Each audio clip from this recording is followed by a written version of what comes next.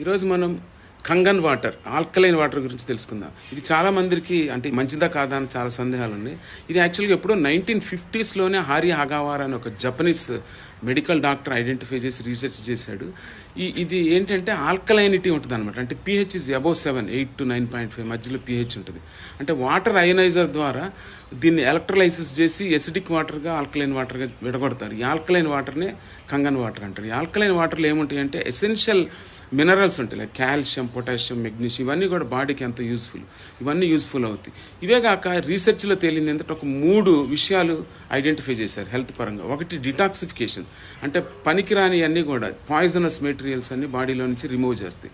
ఈ టాక్సిన్స్ని రిమూవ్ చేయటం వలన స్కిన్ కానీ లేకపోతే స్లీప్ కానీ అలాగే వైటాలిటీ, డైజెషన్ అంతా కూడా చాలా బాగా ఉంటుంది అనమాట.